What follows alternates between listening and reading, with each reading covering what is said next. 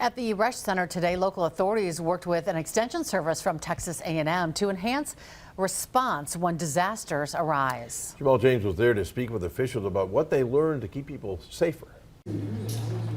Investigations there looking for evidence. This is inside the incident command post where students are coordinating with local officials from fire, law enforcement, and public health in simulated emergency situations to improve communications between departments if something were to happen.